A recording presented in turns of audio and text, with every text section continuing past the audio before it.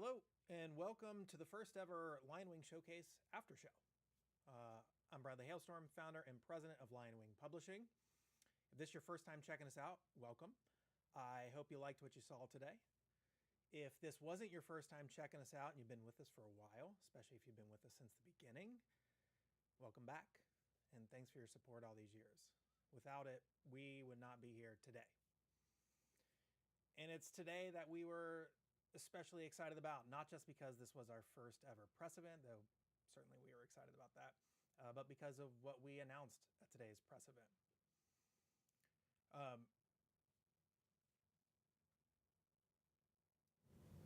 When I formed LionWing in 2018, I wasn't sure that anyone even wanted these games.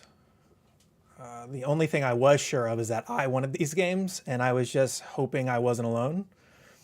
Now we've been in business for 6 years. We've grown year over year since, with last year, 2023, being our biggest and best year yet, which means I guess I can finally put that worry to bed and confidently say that I wasn't alone. Thanks for showing up. I'm proud of the company that we've become, the growth that we've had, and I am really excited about what's on the horizon. And better yet, I'm excited for you all to be on that journey with us. So today was a journey effectively 6 years in the making. Lots of different announcements, lots of different types of games today. It's always been important for LionWing to offer a diverse catalog of games so that we've got something for everyone, no matter what you're into.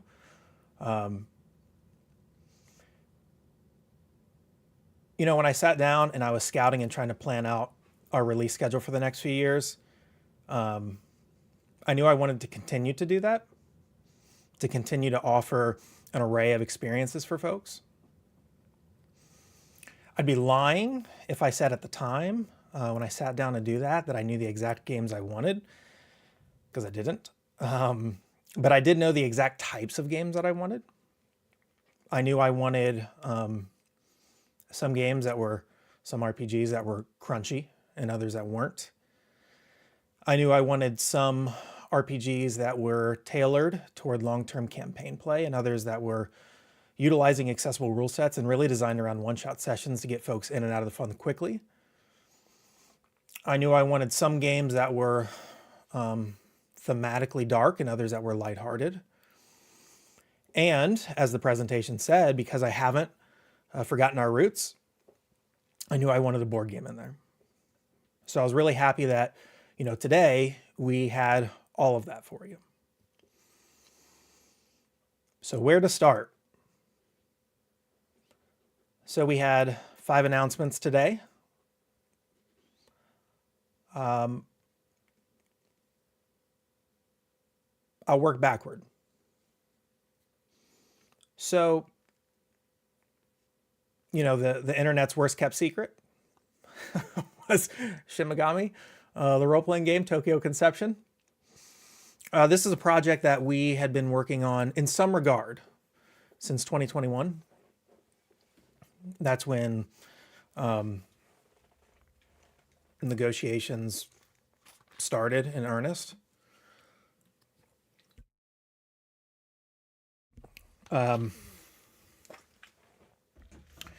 We've been dying to talk about this for a long time. Obviously, this is certainly a big step for LionWing. We've never worked with an established IP before. So this was a really cool experience. And as a big SMT fan myself, having gotten into the series in the 90s, it was cool to be able to work on a series that I grew up on. Better yet, it was, cooler to finally bring this game west. So let's talk about this game for some people who don't know. I'm sure there are plenty of folks out there that haven't been following this game or have been following the leaks, but they don't really know much about the game. So effectively, Shin Megami Tensei, the role-playing game Tokyo Conception, is a tabletop RPG that faithfully recreates the titular video game series and allows folks to step into and immerse themselves in the Vortex world pretty much like never before. No longer are you playing a character in the Vortex world, you are a character in the Vortex world, meeting, members of the iconic, Nocturne cast, as well as brand new characters along the way. The game is especially is especially cool for fans, though I'll talk about how this game appeals to everyone, not just fans here in a moment. But it's especially cool for fans because so much of what makes Shin Megami is captured in this game. So a lot of your favorite SMT mechanics are present and accounted for here. Things like demon negotiation and fusion, the affinity system, punishing status ailments, all on display here. Then the game couples that with traditional TTRPG mechanics to create a sense of dynamism that you need in these types of games. So, critical hits, fumbles, exploding dice, all that good stuff.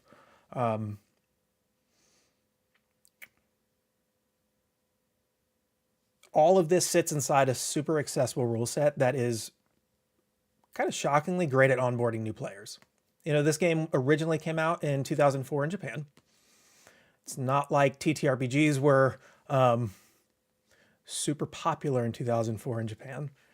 So when Takeda-san, Takeda is the primary author, and Nishigami is his writing assistant. Takeda wrote all of the SMT mainline RPG books. But when he was writing Nocturne, it was an opportunity, with Nocturne having just come out on PS2, it was an opportunity for him to create a game that was really designed for those players who were getting into the series thanks to Nocturne. And so the game is designed in a way where it's got a ton of depth for, veterans of TTRPGs, but also it's really effective at acclimating new players to the genre quickly, which is something that I love.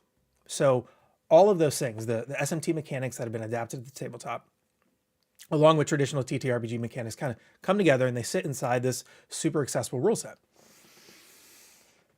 On top of that, this book, as one might assume, features a ton of art. This book has more art than any book that we've ever worked on. There are 100 pages. Yeah, 100 pages of enemy art. There's 10 pages of character art, tons of maps. I mean, this thing is filled to the brim with art, and it's all beautiful, of course.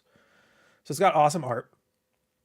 I just talked about the maps. The maps have been illustrated, allowing folks to kind of visit their favorite, most familiar locations from Nocturne in a way that really is only possible by TTRPGs, which is cool. This book is fully featured. So, as I mentioned, and I see I've got some questions in the chat. I'm paying attention, but I certainly will get to those in a moment. So the game, as I mentioned, is part of the larger SMT RPG series that dates back to the mid-90s. I think the first book was published in 94. So this is a part of that series. And specifically, our release is a localization and re-release of the 2004 Japanese-only release. So, in many ways, this, kind of like Where's Blade, has been a journey long in the making, 2 decades or so. I'm just really happy that we've been given the privilege to be the ones to bring it to the global stage. So, this has been a really fun project. I gathered together a lot of the core team who's worked on all of our TTRPGs before. So it was great getting to work with them again. We all kind of know each other's styles at this point, which is why I'm glad Tokyo Conception came along now when it did. We're pretty established in our processes when it comes to how we localize, translate, all that good stuff, Japanese TTRPGs. So we came into the book kind of knowing exactly what to do in many ways. And that's not to say that the book didn't present unique challenges, because it definitely did. I know Noel, the translator, certainly had to create something of a style Bible, and was constantly cross-checking it to ensure that terms, locations, characters aligned with the terms, locations, and character names of the game. So it was really important that we got that right. It's really important that we got this whole book right. with it being our first IP that we've ever worked on. A lot was writing on this. It's not like Atlas and Sega are small time companies, so there was a lot of pressure there to get it right, and I'd like to think we got it right. So, the funny thing about this is the project leaked in December. Hold on, let me take a drink of this and drown my sorrows real quick.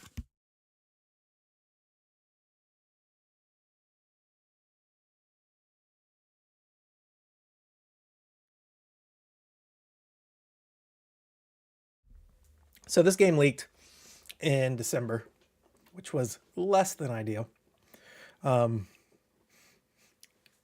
Someone hit the button too soon. They hit it too soon. So, I mean, these things happened. Honestly, it gave us free exposure and free marketing. Yeah, like David said. So I wasn't terribly concerned about it, but it did definitely catch me off guard. I was just minding my business. I think it was one evening. And I think it was Noel actually who reached out first. Was like, hey, you might want to look at this. So that was fun. And then we had another issue just maybe 2 weeks ago, which was on us. It was on me actually. We were building the page in the back end, and it was a bunch of placeholder graphics and text and whatnot. That text wasn't even accurate in many ways.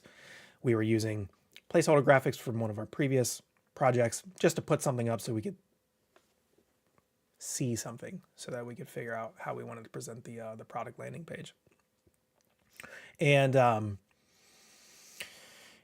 I wasn't aware that it was live. I thought it was still hidden, but it was definitely visible on the back end. And I'm not sure how someone found it, but it's not terribly hard to find these things, I'd imagine.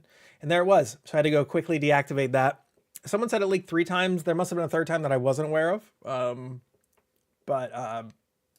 Yeah, no, don't feel bad for us. Don't feel bad for us at all. I think it actually helped us quite a bit. So it was a happy accident, as they say. Okay, so I'm gonna catch up here in the chat. Thanks for tuning in. Thanks for sticking around for this after show. I'm going to try to hit some of these in order as I continue to talk about all of the projects. Yeah, like Noel said, the press turn system isn't there per se, but certainly there are elements to be found of the system in the TTRPG mechanics and how the game's been adapted for the tabletop. So, we've got an actual play up. We recorded, thanks to our awesome actual play folks, big shout out to them, a 3-episode, about a 3-hour long in total actual play that is a great watch. That will show you exactly how the game is played, what the flow is like, what you can expect from its mechanics, and how a typical session goes. This feels pretty JRPG-ish, which is awesome. I don't think there has been, I don't know if I did like the hard research on this, but I don't think there's ever been a traditional JRPG that's been adapted to the tabletop in the role-playing game space that's then been translated in English. I could be wrong, and I'm sure someone out there knows whether I am wrong or not. It certainly feels like I'm not wrong. I mean, certainly FF14 is coming out. That's a totally different thing. So it's the JRPG genre just lends itself really well to the TTRPG space, which would make sense since the TTRPG space gave birth to JRPGs in many ways. So really great full circle moment. Nocturne's fun. It's just a fun game. It's many things, right? It's fun above all else, though. And it feels like an S&T game. Sometimes you play tabletop adaptations, TTRPG adaptations of other games, and they get close, and that's cool. I like that. And sometimes, you can just tell, like, it's hard to make that transition. SMT is probably one of those games that has made the transition in one of the better ways. I want to say it's made the transition the best out of all the other games, but that'll just sound like I'm marketing. Um, but it's true. It really does. The TTRPG does the game series justice, which is awesome. So let me catch up here. I saw some people ask about some supplements, maybe. I think I saw that somewhere in there. There is, who knows what the future holds, right? We're dealing with what's in front of us right now, and what's in front of us right now is Tokyo Conception. Would we love to continue to play in the sandbox? Of course. In many ways, it's why the title is the title. It's a little bit more overarching in terms of just calling it Shin Megami Tensei, the role-playing game. So, and then, with the subtitle of Tokyo Conception. So we would love it if, Atlas allowed us to continue to work in their space. There is a supplement, Amada Deep World. There is a supplement to the core book, about a third of the length of the core rule book. I'd love to work with that. I would love to work with Mato Tokyo as well. That's a little different though, just because it's based off an SMT game that never got localized and released in the West. Regardless, if we had the opportunity, absolutely. Let's see here. Is there a reason you went for Tokyo Conception for the 4 different releases? I don't know exactly what you mean, but I will say there's a reason why we chose the book that we chose. And that is, it's the most recognizable. Nocturne, obviously, is far more recognizable than SMT 1 and 2 here in the West. So, from a sheer marketing point, it just made a little bit more sense. And at this point, although, Mato Tokyo comes afterward and iterates on the system, the Nocturne system had time, many years, to iron out its engine. And so it's a really solid one. So you put that with the inherent marketability of people just knowing Nocturne, and it seemed like a good starting place for us.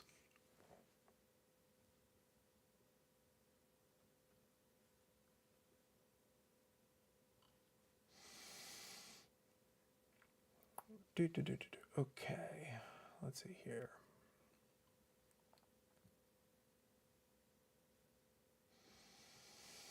Catching up in the chat. I guess I should be looking at Discord as well. People are leaving questions there. Okay. Are there any plans for expansion packs / DLCs for some of your TTRPGs like Convictor Drive?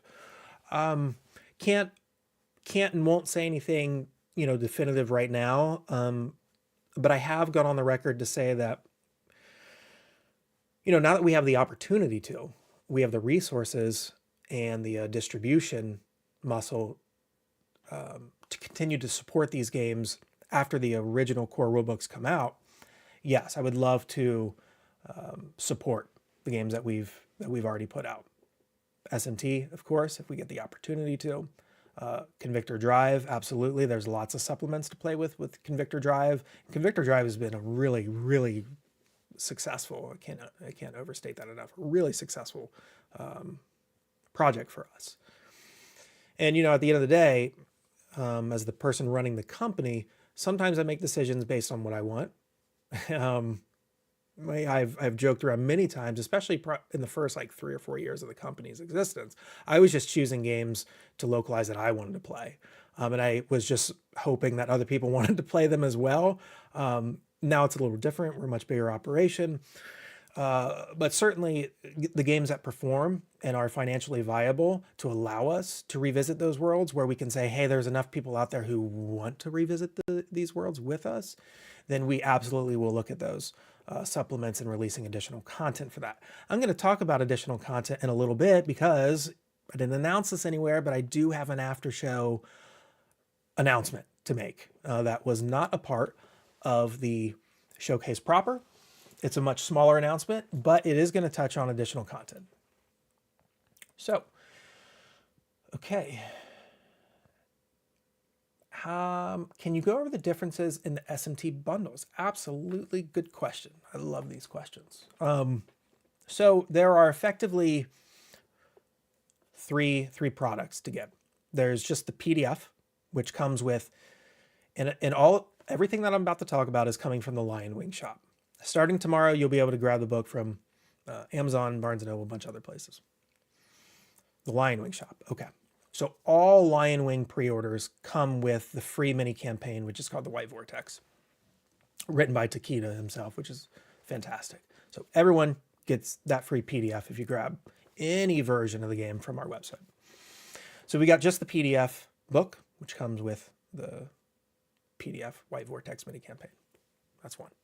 Two, the LionWing edition of the book, which is the hardcover book that comes with black painted edges, an exclusive cover that you won't be able to get anywhere else, along with the free PDF copy of the White Vortex mini campaign. Product 2. Product 3, it's a bundle. You put the PDF of the book with the LionWing hardcover edition of the book and the White Vortex mini campaign PDF. So those are the three. So if you grab the bundle, you save $20. So like the PDF is 30, the hardcover is 50.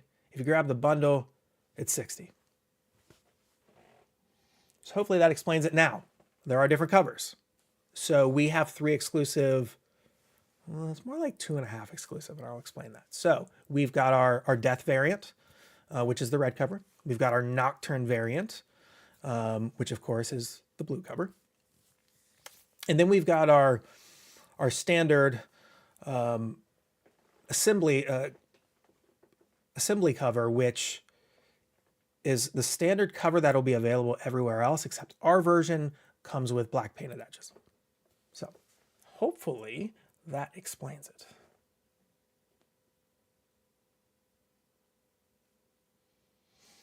You know, in my head, that was way easier to explain than it was when it was actually coming out of my mouth. Hopefully I did a decent enough job to answer your question.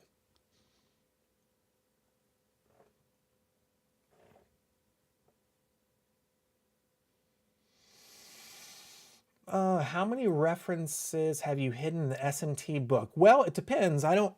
What references are you referencing? Any notable differences between the variant releases? I just went over that. Hopefully that answers your question. Sorry, I'm just working from the bottom up here. Is there a prediction of PDF release date for Conception? It'll be around the time that the hardcover hits, a little bit before that. It'll be Q3 of this year. Right now we are eyeing September 29th as the release date for the hardcover book. Okay. Can you explain? Okay.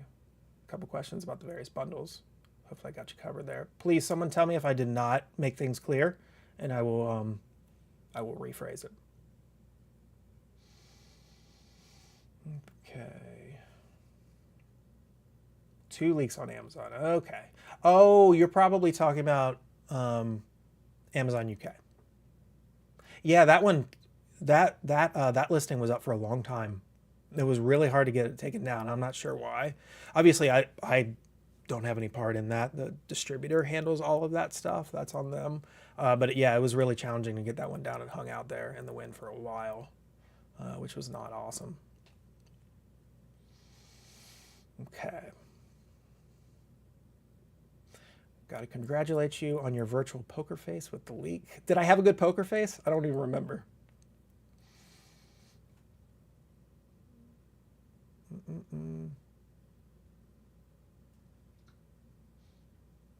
Sorry, I know this is not great audio as I'm scrolling up through and just kind of humming to myself while I look at various questions here. I'm making my way up though. lots of statements here, and I'll come back and I'll respond to those as well. I just want to make sure I'm hitting the questions first. Okay, apparently my volume was low at the beginning. Sorry about that.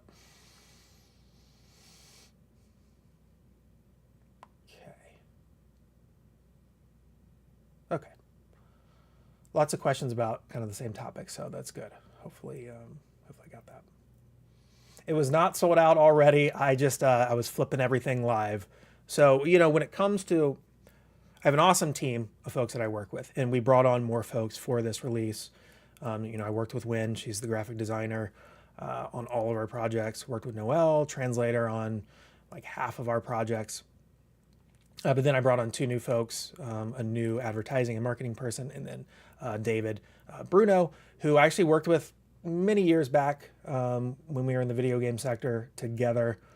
Brought him on for CRM and marketing stuff. So the team was a little bit bigger this time. But when it comes to like all of the back end stuff, all of the website stuff, product listings, everything that shows up on the website, that's all me. So I was having to go through and I had a checklist and had to go through the whole checklist and set everything live one at a time, because Shopify is not super great at streamlining processes, which is unfortunate, but it is what it is. So yeah, people were messaging me in the Discord like the book sold out, or the website's down. It's like, no guys, I just haven't gotten to it yet. I promise I am getting there. Okay. Hopefully I fooled some people with the Shin Megami announcement in the showcase. I really wanted folks to think that we were going to announce it and then feel like we didn't announce it, and then hit them with the surprise announcement at the end.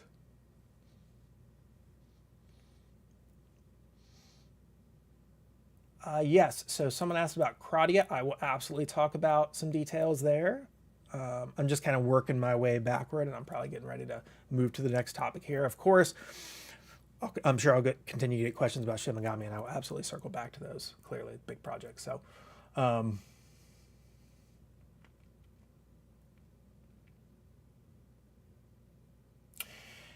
how many demons can we expect in the book? I bet Noelle has an exact count, but let me think here. We've got 100 pages.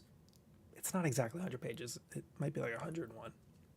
So don't quote me on that. 2 demons per page, 200. Noelle, please correct me if I'm wrong. Obviously, Noelle spent the most time in the book. So she probably has a better answer. Wynn spent a lot of time in the book too, since she's the layout person. But I think that's about right.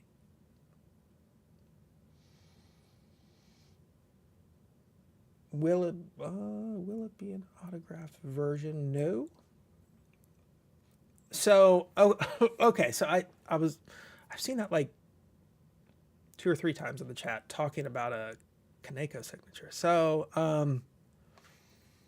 this is, okay. So you sort of have to be careful. I have found that this is just sort of a life lesson, but it totally applies to the Shin Megami leak as well. It's like, be careful what you find, right? Like you might want to find the thing really bad, and then when you find it, it's like, oh no, now that I found it, I shouldn't have. So I mentioned that leak of the product page was just a bunch of placeholder stuff. So, you know, I think there was like a collector's edition on there and whatnot. These were just ideas that were from a design doc long ago that we were just throwing into the graphic to just see what the spacing would look like and all of that. So, yeah. So there's nothing like that. And people were talking, you know, I think people were talking like, oh, is there going to be a limited quantity? Or are they going to artificially create, you know, limited quantities of these collector's editions? And I just so badly would be like, no, we're not doing that. And we're not even doing a collector's edition. It's okay. Everyone's going to have access to that, because I don't believe in that. I don't believe in that model of artificially, you know, the whole FOMO thing.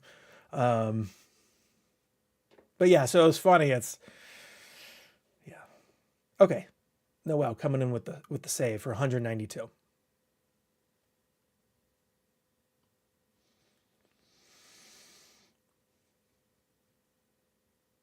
It is Nerd Wonder. It is based almost exclusively on Nocturne. That's not to say that you can't tell your own stories within that world, but what you're going to find in the book is Nocturne. Okay, so someone did remind me of what I apparently said on one of these live streams where when I said I don't even know what that is in regard to someone saying, the Shin Megami listing. Yeah, that's coming back to me now. I was like, I think I said something like, I don't even know what a Shin Megami is. Someone had a question up here. Sorry, guys, just trying to get to all this. Okay. Any news on Gun and Gun expansion? No news on Gun and Gun. So right now we don't have any further plans for Gun and Gun. It's not to say that something can't change. But right now, nothing. Someone asked, do you already have in mind your next big IP project? Yes. We'll probably talk about that in Showcase 2, which comes this summer. That'll be a 2025 release. For that, I don't think people are going to see that one coming, so that'll be cool to talk about that.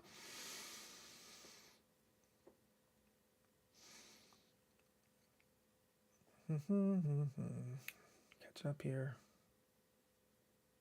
Would you be interested in localizing the other SMT TTRPG books if Tokyo Conception sells well enough? Absolutely, yeah. I would love to. I would love to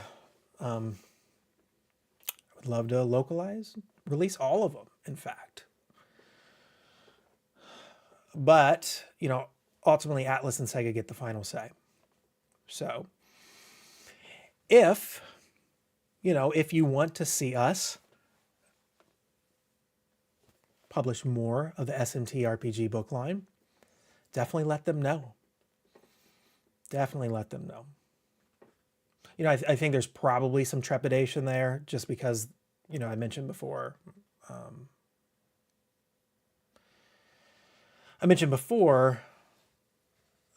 Random Nom, that there's some trepidation, I think, us releasing books based on games that don't have official releases, SMT 1 and 2, that is. So,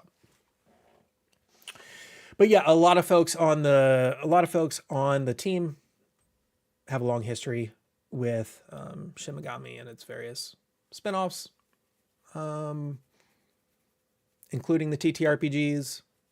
I played Persona 2. That was my gateway into the series back in the 90s. I was trading in a PlayStation 1 game at Electronics Boutique. And back then, you only knew what came out by like magazines or just going to the store and seeing what was on the shelves. And I was trading in a game. I had no idea what I wanted to spend my trading money on. I saw Persona 2 sitting on the shelf. I hadn't seen anything about it in the magazines, and I was like, hey, this looks really cool. And from there, it was history. So it's been a cool full circle moment for me to be working on a Shin Megami game when, I played my first Persona game almost 25 years ago. Okay, so keep asking me about any projects you want, or keep asking me any questions you want to know about Shin Megami as I go through these things. I'm going to move on. I'm going to jump around a little bit, probably. So Keitamono Opera. So that was our fake last announcement. That will be our next Kickstarter. It'll be our first time working with ArcLight. Hopefully the first of many more times working with ArcLight. Obviously ArcLight is a publishing giant in Japan, so we hadn't had the opportunity to work with them in the past.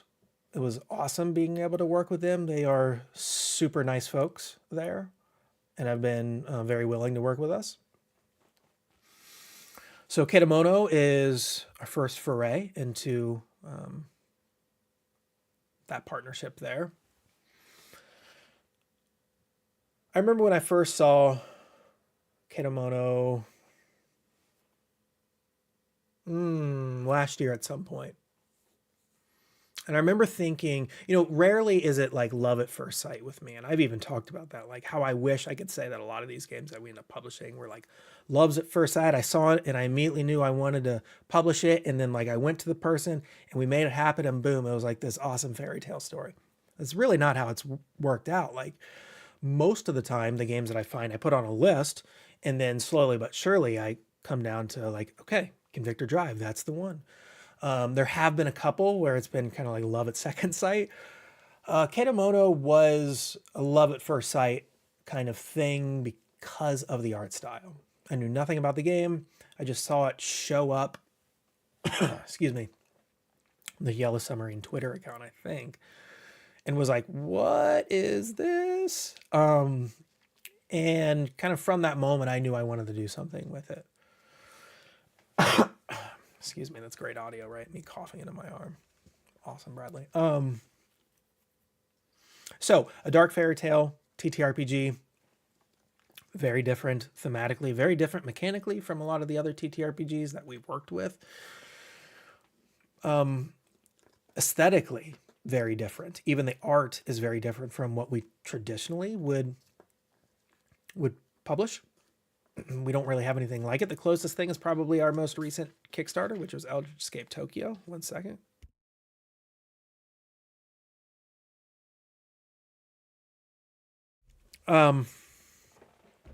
So I was drawn to it by the art, character illustration specifically, but also just its visual presentation. Oftentimes, if you've been around for a while or you've grabbed some of our games and you've compared the English version to the Japanese version, we don't change content because I don't believe in that. But we do change layouts, right? Sometimes it's a necessity, just like the layout has to change to accommodate the new language, the English language. And other times the layout just, it doesn't work for us visually and we want to do something a little different with it. This was one of those times with Ketemono where I was like, I can see this layout. Is usually, for me, I'm not like a visual person. So when I find a game and I'm thinking about, I'll see the layout and I'll say, well, it's not going to be that layout, but I don't really know what the layout's going to be. I know it's not going to be that, but I don't have a good idea of what else is going to be. That's when I really rely on Win. But this was a game where I saw it and I was like, I can see this layout. Because a lot of that book, we want to replicate the visual presentation of that book because it's so striking and it's so embedded in what the game is. Oftentimes with the games in the past, the layouts have been not embedded in like the core design of the book.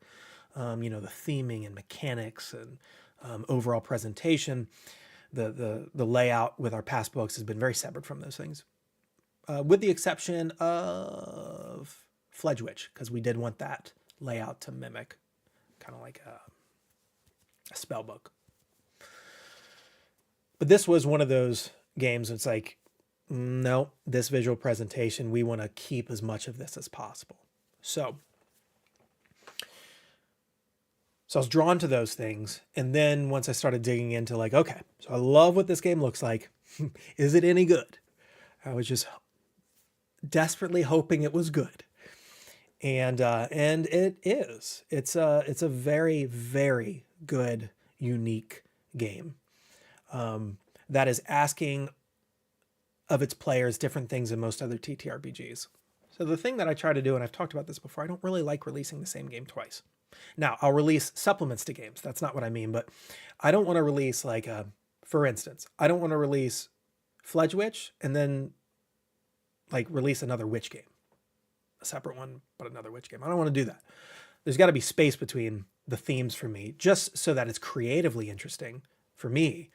You know, these projects take so much out of you, right? Like you got to really, like you work so much on them. You sacrifice so much of your time, your life in these things.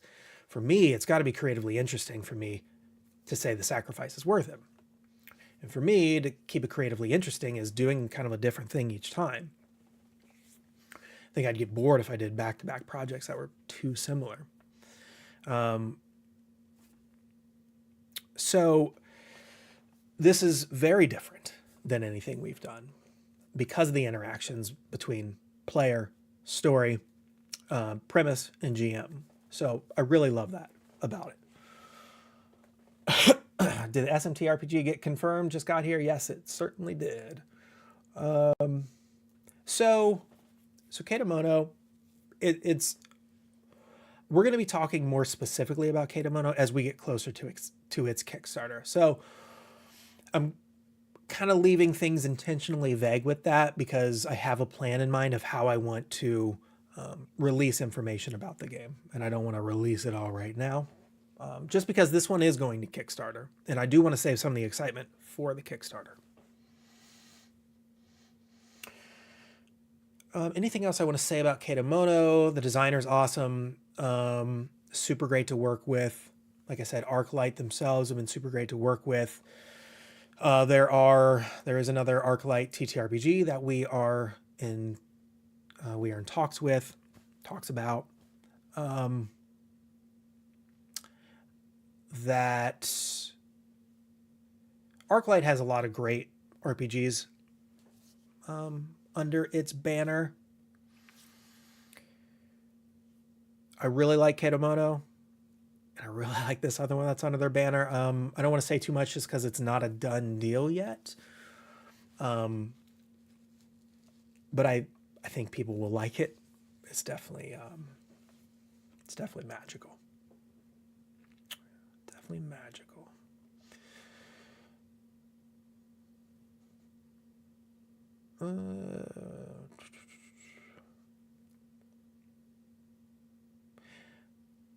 Okay, got some more questions about karate. I'm getting there. Absolutely. So the Joshua, you may have come in a little late. I touched on this before, but happy to circle back to it.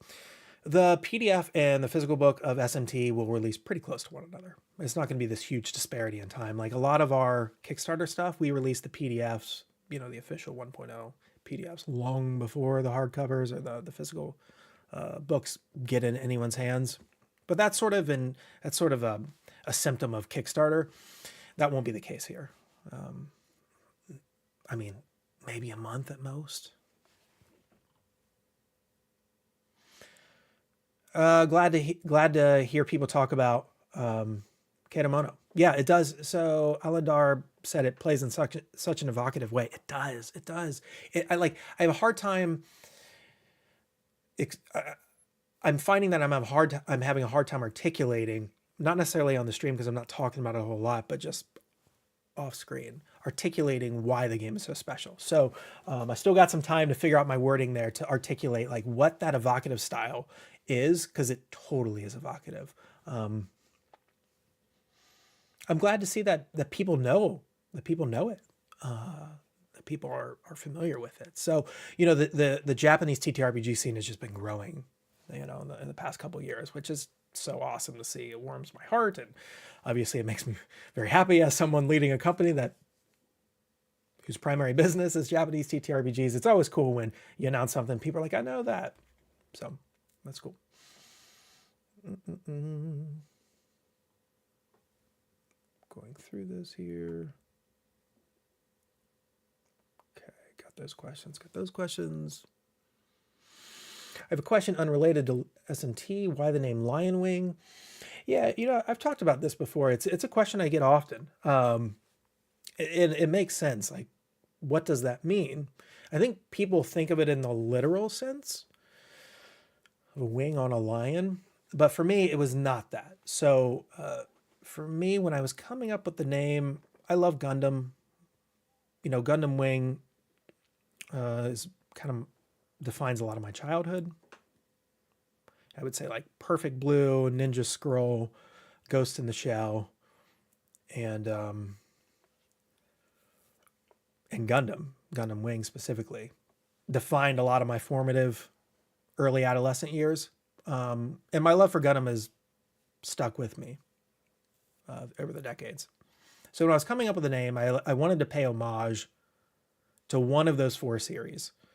And I landed on Gundam Wing, and I thought, okay, how do I do this in a way that isn't too on the nose? Because that's lame. But still has some connective tissue to Gundam. And I knew I wanted the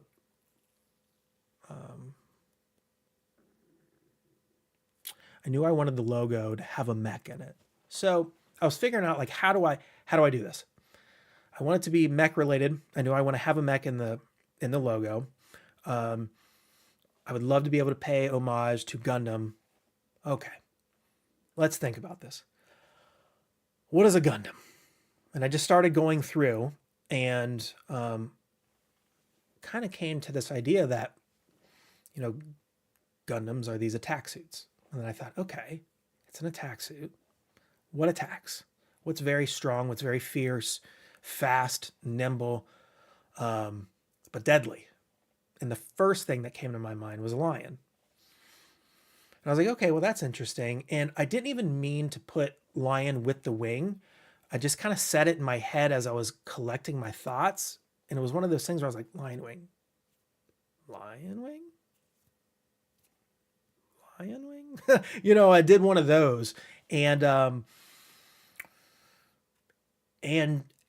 that was one of those instances where I didn't think a ton more after that.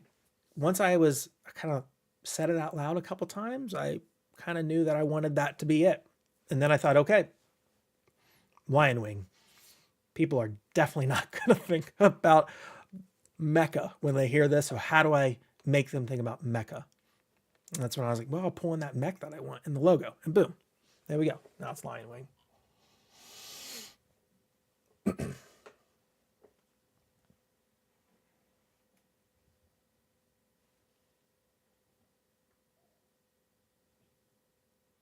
Okay.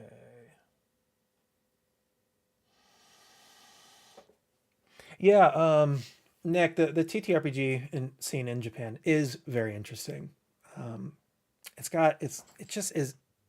a different take on the genre in many ways. Certainly there's plenty of design overlap with TTRPGs in every region of the world, but also every region kind of has their own spin on things, and Japan's no different.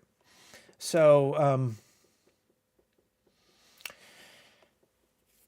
yeah, it's designers approach RPGs a little differently in Japan, and I like that. I find that those design sensibilities that they have that I feel are pretty exclusive to Japanese designers are what speak to me, or what resonate with me. So Josh, the limited edition covers were already touched on, but I'll give you the quick lowdown. They're not in limited quantity, but they are exclusive to the LionWing shop. Once pre-orders close, I won't be offering those because I do have to have a cutoff at some point, and I'm not going to print a ton of those variant covers and black painted edges just because those things are sort of shockingly expensive to do. So it's not, I'm not saying like, oh, there's 400 of this cover and 400 that cover. I'm just saying there's as many as there are ordered until the pre-order window closed. And at that point, you know, then we'll be selling the standard edition through our website like everywhere else. But the White Vortex mini campaign PDF will always be free to folks who purchase the game through the LionWing shop, even after the pre-order window's closed. May have touched on this, but are there any mecha-oriented TTRPGs that you especially want to bring to the Western market? Yeah, so I have talked about Embryo Machine. I've got many of those books right there on my shelf.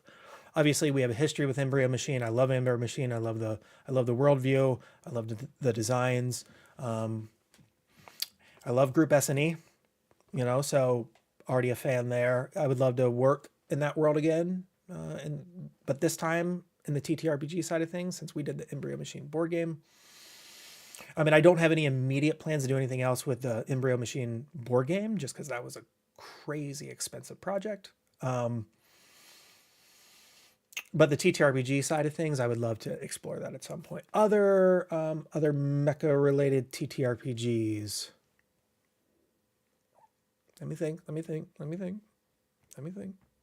mean, it would be cool to work on the Full Metal Panic RPG. That'd be cool. I don't know if there's enough crossover fan base between fans of that series and people who play TTRPGs, but I certainly would like it. So that would be pretty interesting. There's a couple indie JTTRPGs that concern mechs that I think would be interesting to work with. I don't know if you would consider this mecha per se, maybe not in the traditional sense, but Princess Wing I think would be cool. So yeah, there's a couple that come to my mind. Curious what you think about Simon stepping into the space of translating Japanese TTRPGs. I think it's cool. I think the healthier the Japanese TTRPG scene is, the better it is for everyone. That includes players and companies like LionWing. So, high tides raise all ships, that kind of thing. So I think it's awesome. They're working with Boken, and I don't. There's not a ton of Boken stuff that I want to work on, but it's cool that they are. So I'm excited. I'm really excited. Yes, there is a Full Metal Panic TTRPG. Yeah, designed by Fear, published by Katakawa, if I'm remembering correctly. Let's see.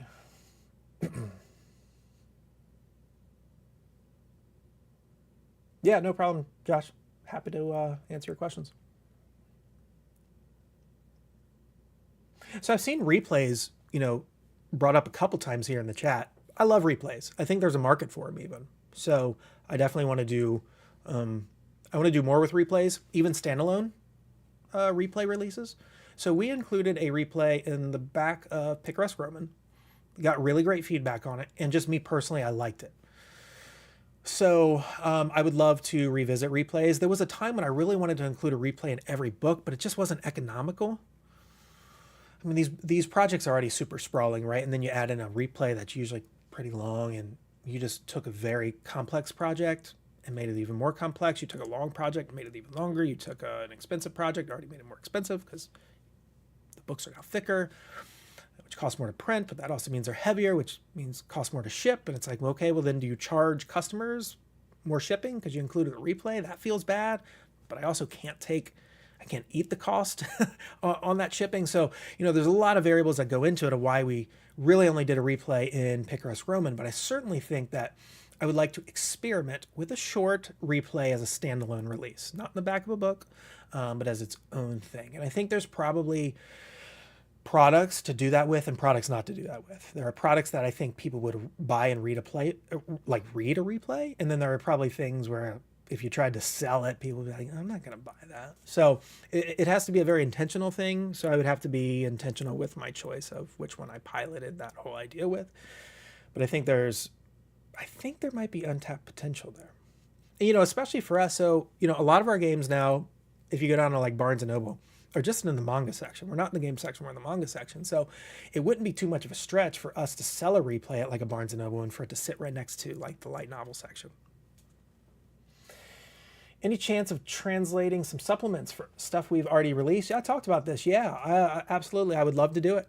I'd love to do it. It's got to make sense, right? There has to be the demand for it. But so long as there's demand for it, and so long as the project sold well, initially, yeah, absolutely. Wildest dream project for me. Ooh, that is good. Wildest.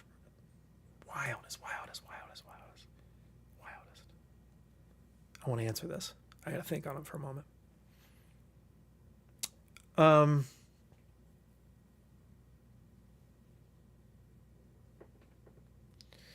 Record of Lotus War.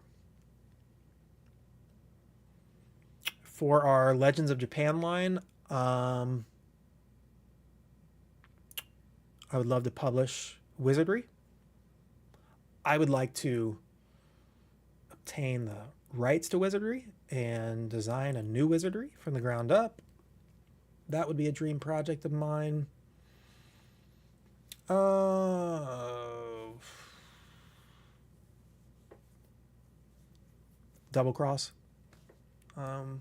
Really would love to do something with Double Cross. It was, that Double Cross did get an English release about a decade ago, maybe not that long ago.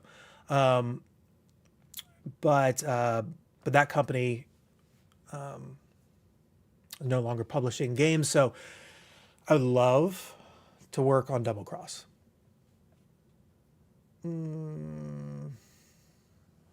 Arian Rod? I don't know. I'm just thinking extemporaneously here. I mean, there's several things.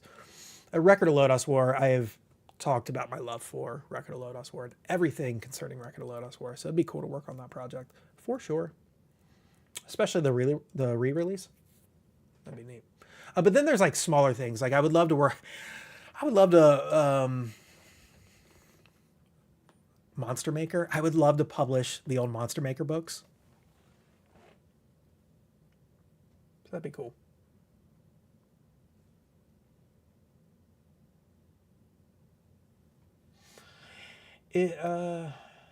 Is there any works for the add-on for Embryo Machine? I'm not sure what you mean, but I will answer it in two ways.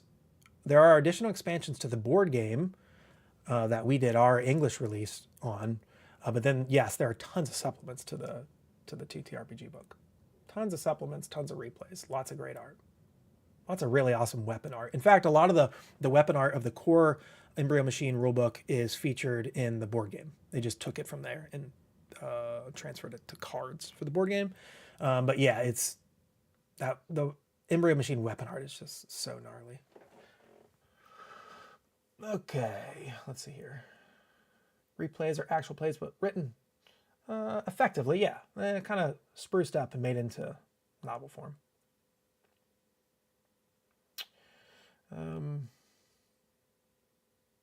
Yeah, someone said more like a movie script format. That's, yeah. I mean, if you look at the replay in Pigras Roman, it certainly reads more like a script than anything. Another fan of Double Cross in the chat. Absolutely. Getting some Call of Cthulhu Japanese replays would be whack. It would be. That would be cool. I don't know. Yeah, that copyright situation could be really messy. Then again, nothing can be as messy as the copyright situation with with Shin Megami. So if we can work through that copyright situation, which legit took about a year to work through, we can probably work through anything. Another big fan of Double Cross. Every time you mention an IP, I'm realizing we like a lot of the same things. I'm glad to hear that. I love, I love hearing people kind of like similar things. Someone knows Monster Maker in the chat, which is awesome. You know, Arclight released a Monster Maker anniversary game, card game, a couple years back, maybe 2018. We were so close to publishing that game, and then it just never materialized. But I would love to revisit that franchise, but this time from the TTRPG angle. So,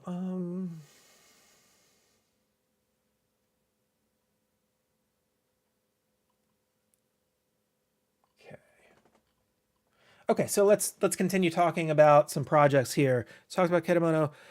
Let's talk about Kradia, Wild Hunt Festival. So, a board game, not a TTRPG, though certainly it's a JRPG turn board game. So, Kradia was our most successful Kickstarter campaign to date, still to this day. It was our best performing Kickstarter.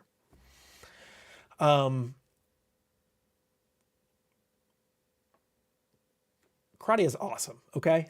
So like it was very successful, but it was very successful for a reason. It wasn't successful by happenstance. It was successful because it's good. It's so good. And so, you know, when I was choosing like, hey, I can only return to some of these board games. And right now I told myself like, I'm only returning to one. What's it going to be? I immediately knew it was going to be Kradia. I'm tight with the designer. We're close with Ramos-san. So, new standalone fully featured expansion called Wild Hunt Festival Dankai Survey Brigade. It's a follow-up. Dankai Survey Brigade, even though it's a standalone thing, it's a follow-up to the game that we took to Kickstarter back in 2020, which is called Kradia Wild Hunt Festival. So it features, Dankai Survey Brigade features new characters, brand new story mode, new bosses, new items, new art, brand new super thick game book to follow along with in the story. So the story mode has been ratcheted up to 11 this time around. new components. I mean, this is a standalone thing.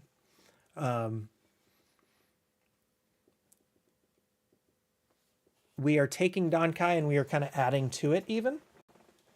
So we're beefing up that release a little bit. So there's Dankai. What else do I want to say about Dankai Survey Brigade? The new characters are rad. It is backward compatible with Wild Hunt Festival. So you can mix and match characters there to create however many parties you want, take down whatever bosses you want. So if you back the original campaign and you grab Dankai, Dankai is going to be its own release, but then after you blow through that content, merge them. See what it's like to be able to play with some of the original, OG Wild Hunt Festival characters with the Dankai characters. On top of Dankai is we are re-releasing an updated and upgraded version of Kradia Wild Hunt Festival. So we're calling it Wild Hunt Festival Anniversary Edition. So Anniversary Edition includes tweaked rules, revised and rewritten text across the entire game, enlarged components for all character boards, boss boards, item cards, and yes, even those little clear plastic tokens that everyone hated. Everything's getting bigger. It's going to feature new layouts for the character boards to feature the full body illustrations of each of the characters, which was a request that people wanted. In the original game, it was just their head. This time, full body, brand new layout, bigger card. I think the cards are blown up by 1.25 times. It's also going to include brand new content that we made that's never been released before. It's going to be packed into that release. We're also going to make the digital only content that was released exclusively to backers of that original campaign. We're going to package in physical versions of that digital only content. So you're going to get that in the box. Acrylic standees to go along with your character boards. They won't necessarily serve like a gameplay purpose, but this art is beautiful. And so this was another way to feature awesome art. I love acrylic standees myself. And so I'm like, I want those. So I'm going to feature those. New box art, new box, obviously, because it's got to fit a lot more stuff. Best of all, so if you back the campaign, the original Wild Hunt Festival, and you got our plastic character boards, the quality of those plastic character boards were less than great. That's putting it lightly. We're printing new ones of those. And you're going to get those free of charge if you want them. You don't even have to back the new campaign to get them. We'll have a little form to fill out your name. Give us your information so we can look up your order. And then you'll get those replacement boards for free. So I'm sorry that it's taken me so long to close the loop on this issue. I know it's been an issue since the game was delivered, but these things do take time. And with basically this being a one-person operation, it takes me time to get to these things. But I always get to them. And so this is our make good on that. Sorry about those quality, but you'll be able to get those. So it'll be two separate releases, Anniversary Edition and Dankai. Dankai will mimic the new standardized sizes for all the cards and boards. So just a bigger game this time around.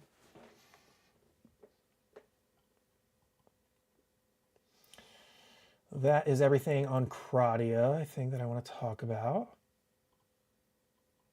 Let's see here. Yeah, someone said they like acrylic standees more than minis these days. Me too, by and large. Honestly, like how many minis can you really have? Houses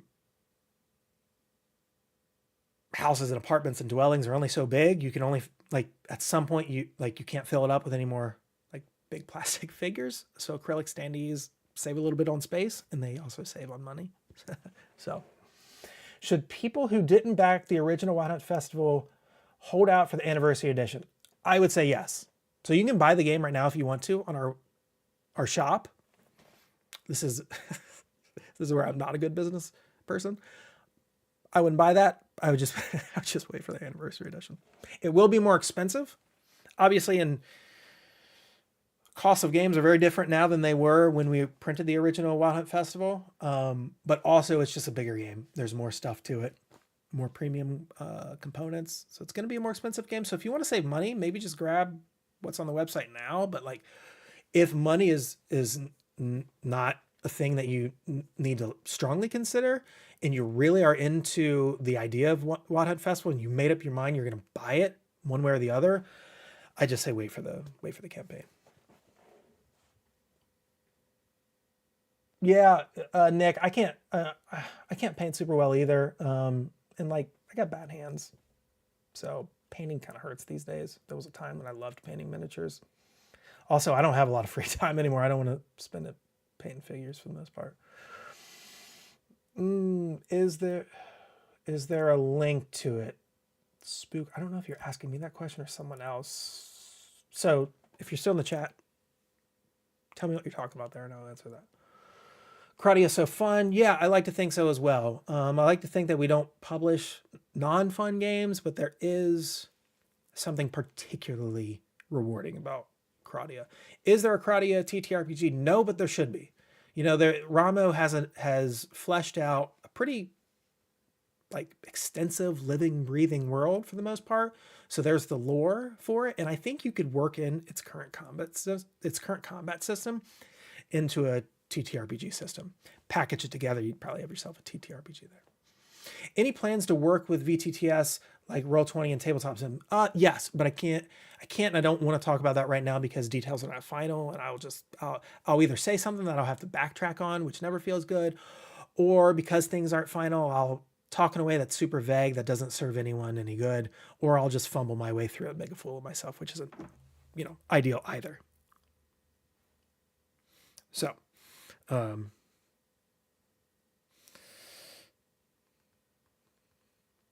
sorry, just okay. What else we got here? Are there any plans to bring any of LionWing's games to Drive-Thru-RPG? Yeah, all of them. all the TTRPGs that we've done are on Drive-Thru right now. With the exception of Eldritch, just because its 1.0 release isn't here yet. But going back as recently as our summer Kickstarter last year, Fledge Witch, which physical books aren't in people's hands yet, but its PDFs are available to purchase on Drive-Thru. So, yes. Let's see here.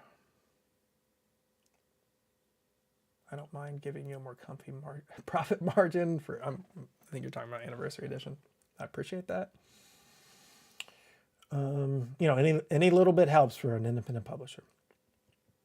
Oh, okay. Yes, we do have a Discord. Yeah, we do have a Discord. Let me grab it. In fact, for our most recent Kickstarter, Eldritch Escape, we're going to be running a whole season of content through our Discord. So, that's not to say that you would be interested in Eldritch, but I'm just saying it's a very active Discord.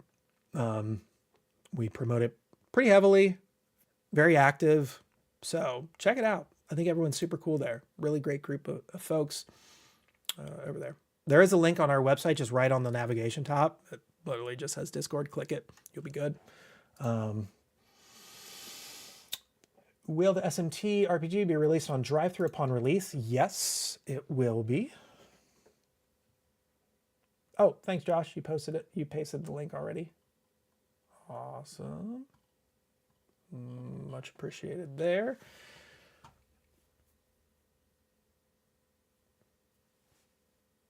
I'm looking at our Discord chat as well to look at questions saying, you said you guys are working on it. You're probably talking about Embryo Machine. No, we're not working on the Embryo Machine TTRPG. I just, coincidentally enough, have all the books on my shelf there.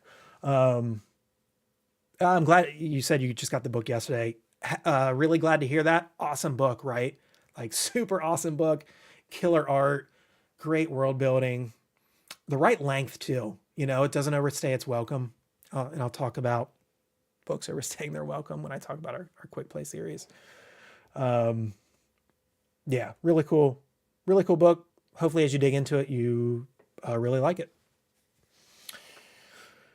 Guessing no date or general date for Ketemono Kickstarter. No, it's our next one. That's all that I can say right now. Legit, because I don't have the date yet. I think we want it to be the end of June or sometime in July. I try not to do August Kickstarters if I can help it, just because it's hard to compete with various conventions that happen in August. But if it gets pushed to August, it gets pushed to August. Okay, moving along. So we talked about Kradia. What was before that? Eldritch Escape, just real quickly, we took that to Kickstarter in the fall of last year. It's the first ever English-Japanese TTRPG simul release. We're working with Draconian on that. Fuyu-san is the designer. He's got some help there. Dark, 2-player TTRPG, encounter-based, very combat-heavy. You die a whole lot, but dying is kind of integrated into the mechanics, and it's integrated into the growth mechanics that you're supposed to die. So, death in that game isn't punishing; it's a necessity, which is really cool how they weave that together into the mechanics, but also the lore. The beta, people have been asking about when is the beta for that book dropping. If you pre-order the game, or if you're a backer of the campaign, the beta drops the end of this month, March 29th. So you don't have much longer to wait. Really excited for people to check out that game. It's unlike anything we've done before. It's good stuff.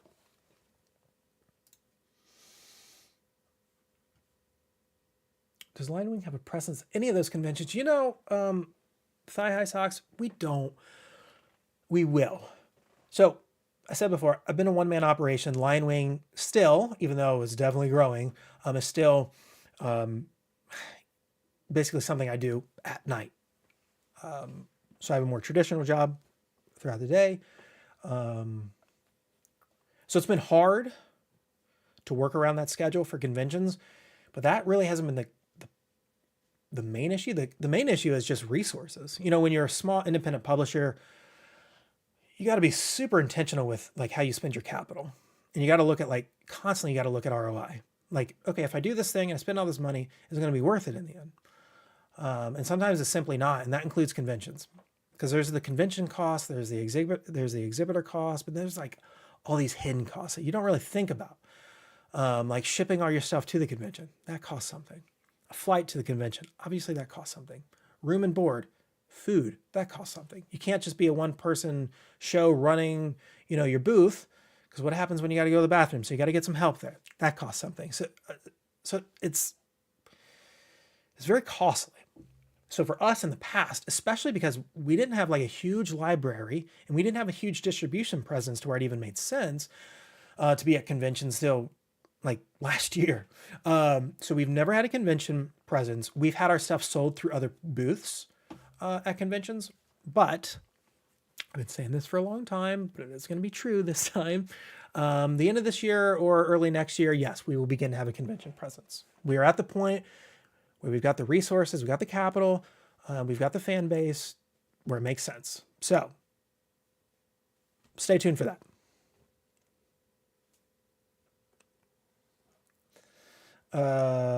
You work for an indie publisher that does cons sometimes. I absolutely know how that is. Yeah, so you get it. You totally get it. Was there anything accessory-wise coming to Kradia like you did with the Dyson tray? Yes, there totally will be. So most of the time for our Kickstarters, we always do some fun goodies.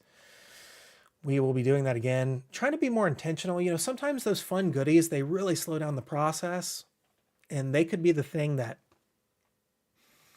causes you to miss your window by 3 months. Or you could deliver a stellar product, and if one of your goodies sucks, it kind of sullies the whole experience. We had that recently with a project with some metal tokens that we did, and it's like they didn't turn out super good, and it just like casts a shadow over the whole thing. So like, I don't want to continue to have that happen. I don't want people to continue to feel bad about their purchases in those instances. So I'll probably be a little bit more strategic about what we offer, but yeah, we will be offering some more stuff. Nick, you've done conventions for your job. It's super expensive. Yeah, it just is. It's crazy. Okay. So let's talk about the Quick Play series. That's next. So Steam Build Writers is the first entry into one of two brand new RPG product lines that we're introducing this year. So this product line drops this year, and that's called our LionWing Quick Play series. So our LionWing Quick Play series is our attempt at making the TTRPG genre more accessible. These books are going to be gateway books. These are going to be books that tackle and try to break down the common barriers that keep people away from the genre. I always say, like, the thing that prevents TTRPGs from getting even bigger is TTRPGs. They are their own worst enemy. So when I talk to people and I'm like, hey, do you play TTRPGs? And if they say no, I always ask why. I hear the same answers. I'll get some different answers, but I hear kind of like the same core answers over and over. The books are too big, daunting, and intimidating. Page counts are just like way too high. They look at it and they're like, oh my gosh, that thing's huge. Do I have time to read that whole thing? 2, feeding into that. The rules are needlessly complex. How long before I finally get to have fun with the game? Oh, that long? Yeah, no thanks. Too many rules. Too many words on paper. I can do all these other things that don't involve reading that giant tome of text to enjoy myself. You know, I always say that, like, as a tabletop publisher, people think that like your competition are other tabletop publishing companies. Not true. Your competition is every other form of media out there. Anything that can pull people away from your product is a form of competition.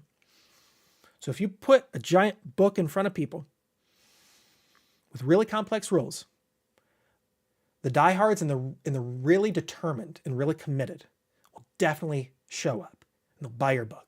And there are plenty of those people. Obviously, it's our primary business. There are plenty of those people. And there are companies, obviously, who dwarf us. Plenty of those people. That's not what I'm saying. But there are also plenty of people who are not those people. So they'll say, books are too big and intimidating. Rules are too complex. They'll say, like, I got to get together like 5 people to play this thing. Like, I'm a working adult. Like, who has time for that? Like, maybe I could do 2 or 3, but like 5 or whatever. So like player count scare people away. And then cost, you know, they're expensive. RPGs are expensive. Hardcover RPGs are expensive. So the Quick Play series is our attempt at getting rid of all of that. The Quick Play series are books that are low in page count, 50 to 100 pages. Low in rules complexity. These are rules that you can either learn as you play or learn in about 10 minutes. These are games that are, on average, 1 to 4 players. Every game we have lined up right now, with the exception of one, has a solo option. And these are not like compromised solo options. You know, some RPGs, they have a solo option, but it's a super compromised version of the game. It's not very fun. That's not these. A lot of these have been built with solo play in mind. Some of these specifically for the Quick Play series. Low in cost. These games are going to be between $12.99 and $19.99 USD. We're also taking accessibility into account, so all these are going to be softcover. All of our previous books have been hardcover. Those things are heavy. These are going to be A5 size, softcover. So we're hoping that through this, especially because our stuff is being housed in bookstores next to non-games, people will be more willing to say, hey, this thing doesn't look too intimidating. Oh, I can play this thing by myself. Oh, I can learn it quickly. Oh, and it's $12. Sure, what do I have to lose? It's the cost of a manga, except like I can play this thing over and over by myself or with friends. So that's the Quick Play series in a nutshell. The Quick Play series will be direct to market books. We're not taking these to Kickstarter. The ones that we have lined up right now, we're not taking to Kickstarter. Maybe we do at some point down the line. I don't see that happening, but all these right now, direct to market. You'll be able to grab them from the LionWing shop, or they'll just show up in your bookstores. And they will be released quarterly, starting in Q3 of this year. One book a quarter. So by the end of the year, you'll already have 2 quick play books. 4 quick play books a year, along with our core like tentpole releases, along with kind of like what we are considering like gap releases. They're bigger than quick play books, smaller than our pillar releases. They sit somewhere between. So the idea is we just want you to have content and options. We don't expect everyone, and we don't even want everyone to buy everything we put out. But we want to give people options. And we definitely want to do our part in growing the genre. And, the slogan for the quick play books are TTRPGs for anyone. TTRPGs that anyone can play. And we're trying to stay true to that. Steam Build Writers. So, Steam Build Writers embodies this initiative. Now, it was already being developed by the time that the Quick Play series came into existence. But our Japanese relations representative is very well known in the TTRPG scene. It's primarily where he's worked. He's worked in the TTRPG editorial department at Kadokawa. He's worked for Artlight, et cetera, et cetera. He has a relationship with the designer of Steam Build Writers, which coincidentally enough, so do we, because the writer of Steam Build Writers is, of course, the writer of Fledge Witch. So we got introduced to Steam Build Writers when we were developing this idea, and I was telling my representative, like, this is my vision. Here's what I want to do. We only want to work with Japanese designers on this. We want to use the Quick Play series not just as an opportunity to bring these gateway experiences to the West, but it's also our opportunity to continue to work with indie designers from Japan. Indie TTRPG designers from Japan are what got us to the dance. So we don't want to leave them behind. We want to still, especially now more than ever, because we have a bigger stage now more than ever, we want to shine a spotlight on those folks. And this is one of the ways we can do it. So the Quick Play series kind of serves 2 purposes there. Gives us a chance to work with those folks, continue to work with those folks, and foster those independent designer relationships, while also giving folks entry points into the genre. Steam Build Writers, 1 to 2 player RPG.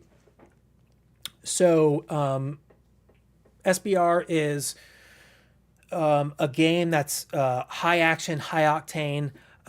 That's a mix of steampunk, rally racing, and buddy action. It kind of blends these things together to create a pretty unique experience that's designed around racing and just like these big action set pieces.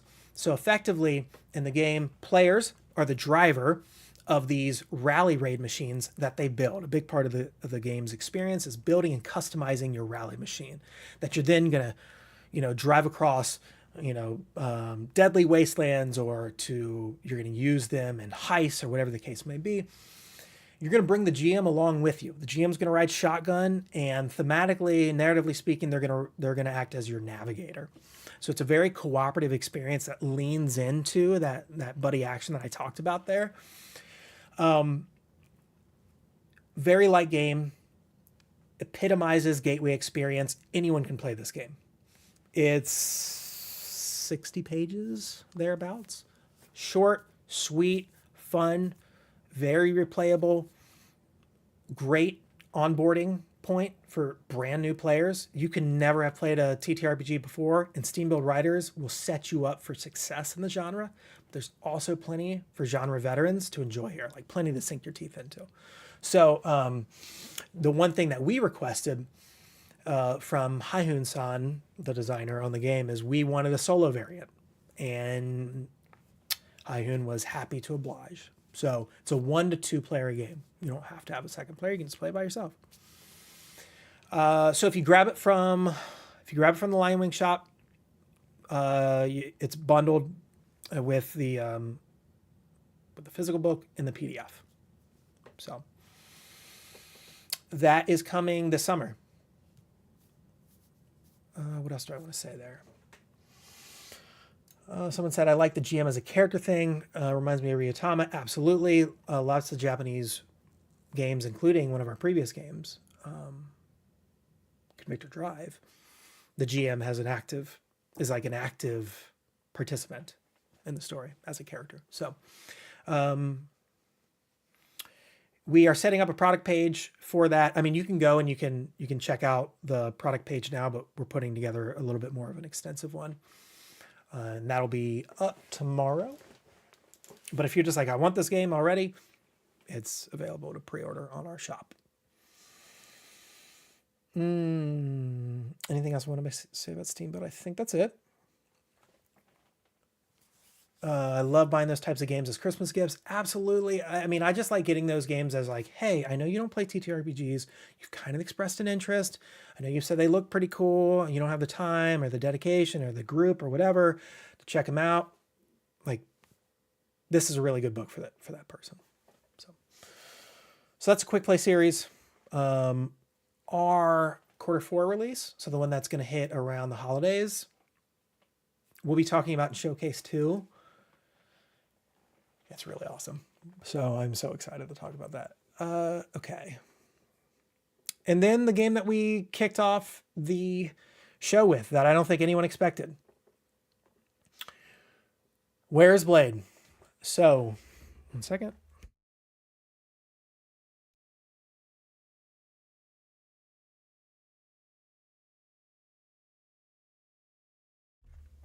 So, Where's Blade? Where to start with Where's Blade? Okay, so Where's Blade was originally released in 1986. Almost 40 years ago, which is wild. It's wild stuff.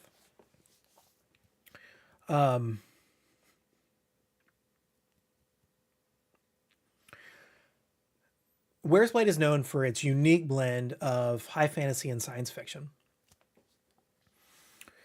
It is a swords and sorcery plus robots RPG. That at the time of its release was so successful, it was considered part of like the big three in Japan. The big three being like the three most commercially successful RPGs of the 80s. Where's Blade was such a big deal. As you saw in the trailer, it went on to spawn like a multimedia empire that spanned almost 50 pieces of media spread across TTRPG rulebooks and supplements, video games, soundtracks, audio dramas, and novels. Like, you don't get there unless you're good, right? So, Where's Blade's coming up on its 40th anniversary. So our release of the game is going to be part of a larger Where's Blade revitalization project being handled by the game's rights holder, Shindosha. So our release is going to focus on the 1994 Where's Blade Renewal Book, which was a definitive edition of the game. Effectively a definitive edition of the game that compiled all of the updated rules, errata, and data spread across various books released between 86 and 94. I think it's the best way to play Where's Blade. So that's the book we're releasing. And we are presenting it almost exactly as it was presented in 1994 when it released, with 3 exceptions. We are implementing a few quality of life features at the request of the designers. We are giving the book a visual or layout, a complete layout overhaul to bring it into the modern era. And then we are producing some additional art to sit alongside and complement the existing art. The existing art is going to go unchanged because it's beautiful. And it captures an era, right? Outside of those 3 things, we are doing nothing else to it because it doesn't need anything else, which I think speaks to its like amazing, timeless, rock solid design. My only regret in this whole thing is I wish we could have gotten to this sooner, because the game's designer has passed away and he will not have gotten the chance to see his work reach the global stage like he should have, but it just wasn't possible at the time. I mean, the TTRPG scene in 1986 and in 1994 is just so different than it is now, right? So like, Where's Blade never had a chance of coming out at its time. It was so ahead of its time. So that's a regret. I wish we could have gotten to it sooner.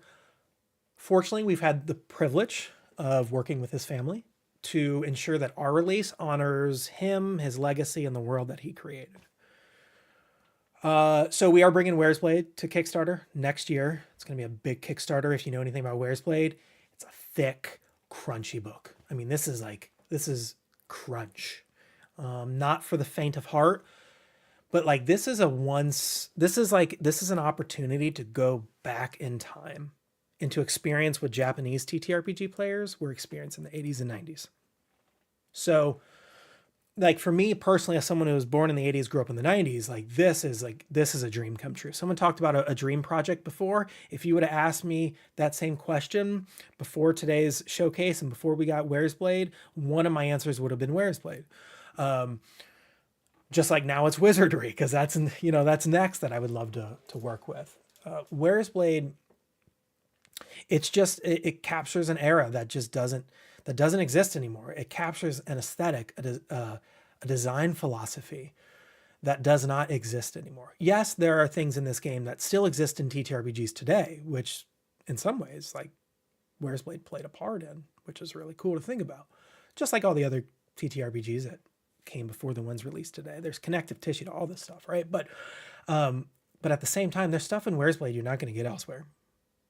So I think if, like some of our games, you probably need to be into Japanese stuff to like. This is not one of those games. It's not.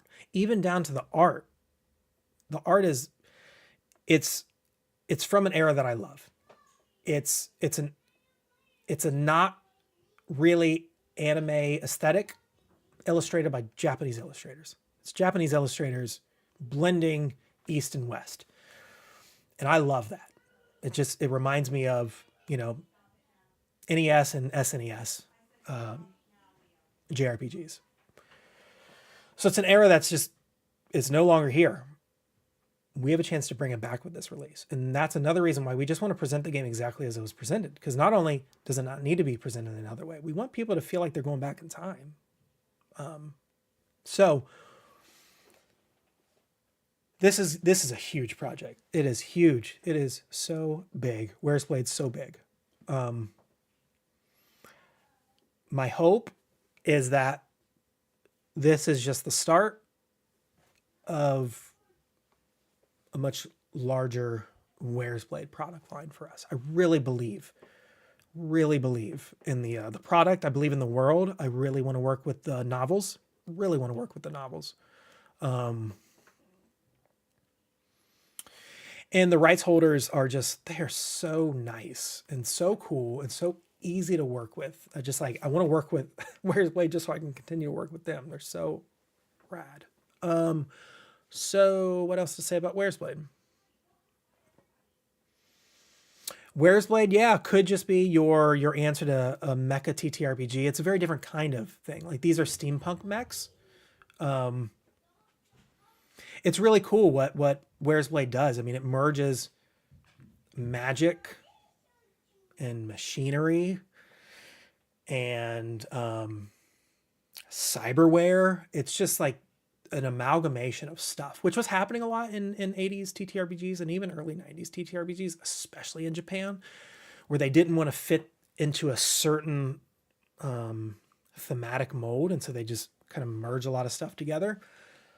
There's a reason why it worked then, and there's a reason why people bought those things then, is because it's a super cool worldview. And then somewhere along the way, we got away from it. I'm not sure why.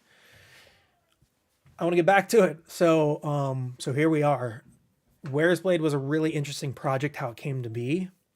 When we get closer, we're going to be releasing some design diaries, some localization diaries, some interviews with the rights holders about this, because the designer's family is involved and very involved in carrying forth the Where's Blade legacy, not just with us, but with this Where's Blade revitalization project, which is going to include a bunch of new stuff that is not just TTRPG stuff. So, does sound like a bit like Vision of Escaflowne. Yes. Yep. Yeah. What else do I want to say about that? We're not going to have any immediate information available on Where's Blade. We are going to put a blog post up on the website, but then that'll be it for a while. As we get closer to the Kickstarter, then definitely we'll be ramping up our conversation. So that's everything. Did your localization happen to kick off with its recent digital release? No, that was coincidence. Total coincidence. Obviously I knew that was coming, but our plans did not coincide with that. There wasn't like a conversation where we were like, yeah, release the digital version of the Japanese version, and then we'll follow suit with the English release. That wasn't coordinated like that, but it was just, yet again, great timing, happy accident. I was really excited to see, at least on Twitter, catch on the excitement of people being able to play Where's Blade again without having to track down the books. They're super expensive. So being able to just have a digital copy there is awesome. It's great for the game. We'll be having a digital copy, of course. So that's the showcase. We'll be back in a couple months with Showcase 2. Showcase 2, we'll talk about this fall's Kickstarter, as well as our other 2025 Kickstarter that will complement Where's Blade. Not complement it like it has something to do with Where's Blade. That's not what I mean. It just will be the second Kickstarter. For, going forward, I think we're going to shoot for 2 TTRPG Kickstarters a year, and then a bunch of releases, surrounding those things. So there'll be plenty of ways to get our stuff, no longer just through Kickstarter, which is what's been the case so far. So let me jump into the Discord, see if I caught all the questions.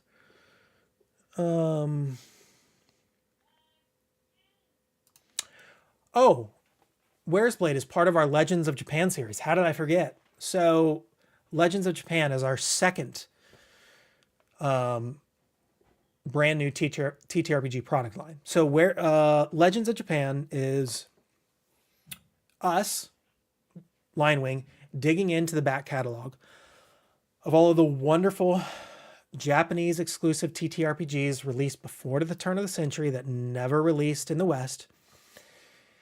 And it's us finding these games, translating them, remastering them, and then releasing them in English for the first time. Where's Blade kicks off this initiative because it embodies this initiative. I can't think of a better first game to kick off this new product line than Where's Blade. But we've also got stuff in the queue. So as a big historian, just in my general life, I like history, and I believe in the preservation of physical media and preservation of the things that capture our history, which in many cases are physical things. Legends of Japan allows us to give a second life to these games that should have gotten a global release when they first came out, but because the market was so differently, they just never did. So there's all these amazing Japanese TTRPGs released in the, especially in the 80s and 90s that just no one knows about, or they know about, but they have no way to access these things, either because to track one down is nearly impossible because they don't exist in the secondhand market, or if they do, they're super expensive. But even if you can find them, and even if you're willing to shell out the cash for them, or even if you find one that's not super expensive, unless you know the language and you're willing to learn the game through that language, or you want to translate it yourself, which in many cases, these books are super thick. There's no way you can play these things. I want to change that. I want to change it. So, so we've got plans for this. It doesn't just end with Where's Blade. We want to do Where's Blade and then more with Where's Blade. And so Where's Blade will be the first entry into the Legends of Japan series, and then there'll be Where's Blade will have its own offshoot thing where it does its own thing. But then there'll be a second and a third and a fourth Legends of Japan release. However, if you have retro JTTRPGs that you want us to check out, head on over later tonight, head on over to the LionWing website, fill out our Legends of Japan want list survey, tell us the games you want. And you never know. If we hear enough about a particular game, and if we're not already working on that game, it might just be one of the games we put into this line. One of my favorite things is working with older designers. Right now, the game space, all games, video games, tabletop games, is dominated by younger folks, which is cool. Lots of fresh ideas. Love it. That's not to say that there aren't seasoned designers and older designers. Plenty of those. That's not what I'm saying. But I particularly, even though I'm not particularly old myself, I love to work with these folks, who are in their 50s and 60s, and to allow them to get their moment in the sun yet again, to relive some of these really cool moments in their life that they thought were done, and now they're getting a second wind, second birth, a rebirth. And I love working with those folks because they're so humble, so willing, and just so happy to be talking about these things. And they deserved more attention than they got originally. That's not to say that they didn't get plenty of attention, releasing just their games in Japan. Like I said, lots and lots and lots of successful RPGs were released in the 80s and the 90s in Japan. But they didn't reach the rest of the world, right? And so it's really cool to say, like, hey, we want to be the ones, we want you to have your time in the spotlight. Again, the global spotlight this time. So I love working with those folks. Takeda-san, Takeda-san is awesome. He helped so much figure out the licensing issues with S&T that took about a year to figure out. There were so many people involved with the rights to that. So many companies that either don't publish TTRPGs anymore, or don't even exist anymore. Contacts of people that are no longer in the industry, or are no longer alive. Design documents that no longer exist. Having to prop the Nocturne book up, Pour Noel, on a reader and translate right out of there, only for us to finally find the original Word documents after we translated the whole book that way. So he was instrumental in this project happening. I can't give him enough credit. Without him, it would not have happened. But I love working with guys like him because they're willing to just do whatever. And they're still gamers at heart. They're 50 and 60, and a lot of them are out of the RPG space entirely. Not Takeda. He's still producing TTRPGs, though he even has he has a full-time job that's not in the TTRPG space. But a lot of these folks have moved on, right? Like, they designed these games that had huge success in Japan when they were 25, 28, 38, 43, and now they're 68, right? So having these full circle moments for them and being able to play a small part in that is just, like, it gives me goosebumps thinking about. Chokes me up thinking about it. Just, I love working with these folks who thought, like, their days in the RPG space, the things they loved doing, they thought they were done, and now they're not.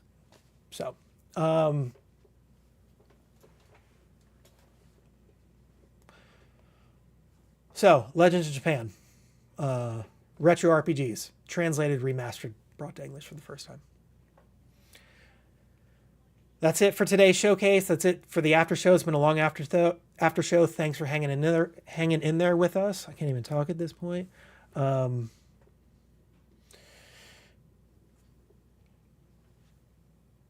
We'll be doing a showcase again in a couple months. Hope you look forward to that. In the meantime, Shin Megami, it's here, and it's finally here. We hope you're as excited about it as we are. And stay tuned. We've got more things planned, more announcements coming.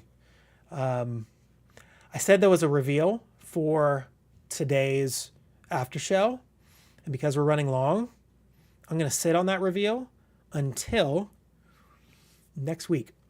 I'll have a very special LionWing Talks episode where I reveal that thing. Sorry, time just got away. Before I sign off here, I see someone said any words in the special limited edition box that was leaked. It never existed. There's just placeholder text. So you always got to be careful with what you find in these leaks, especially early stuff, especially stuff like on a back end of a system. Because oftentimes it's not accurate, it's not real. And that was definitely the case there. So get those pre-orders in, grab your LionWing editions, get those exclusive covers. Grabbing it from our shop is the only way to get the White Vortex mini campaign, which you definitely want. It's awesome. And until next time, folks, I'm Bradley Hailstorm. We're LionWing Publishing. We're bringing Japanese games to your tabletop. See you next time. Take care.